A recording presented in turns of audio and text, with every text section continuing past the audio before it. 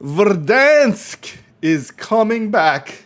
By now, you've probably heard the news that Verdansk is scheduled to make a comeback when Black Ops Season 6, Season 3 drops, which we now know is going to be April 3rd. And when I look at the calendar, it appears to be a Thursday launch. I've been getting pinged from all my old Warzone buddies that it's time to strap up and get back on, and I'm kind of excited, I'm not going to lie. After all, it's been a long time since most of us have played together, and the COVID restrictions, they lifted. Everyone kind of just went back to living life away from games and away from the screen. And while we've all tried hopping on together anytime Warzone released a new major update, the changes, the feel of the game, they just weren't right.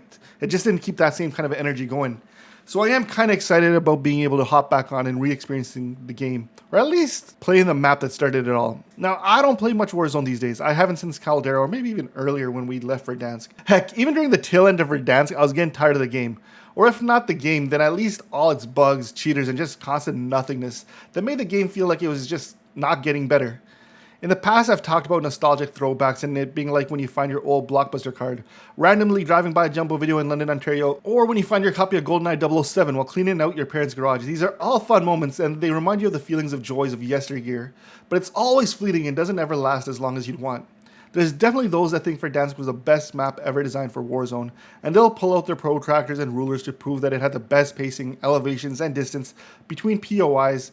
But then there's those like me. Look, I'm not trying to piss on anyone's parade. I think for a game that's only a husk of its former self, it's natural for people to be excited about a throwback to better days, or excited about anything really to happen. As a Halo Infinite fan, I get it, better than most, I really, really do.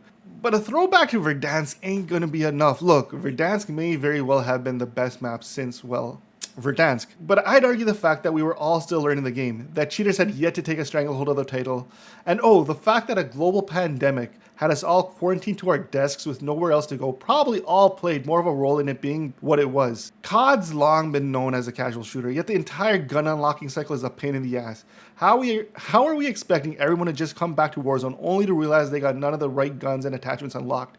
How are we expecting friends who haven't played in years to just hop back on and be sucked back into 2020 when the last gun they leveled up was the Grau?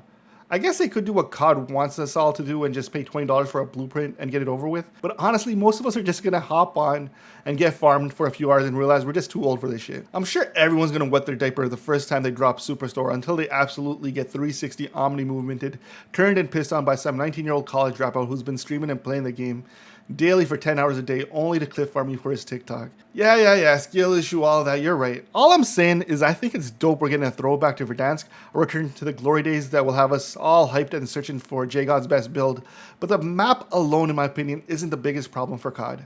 Unless they got some anti-cheat fixes in the works, a few game optimizations, and maybe making the whole loadout thing a bit more casual and time-friendly, I just don't see this hype lasting more than a couple of weeks. All I'm saying is that like most nostalgic throwbacks, we'll be quickly reminded that the moment in time, as dope as it was, has passed. But hey, what do I know? I'm just a boomer gamer, man. What do you guys think? You guys excited about Verdansk?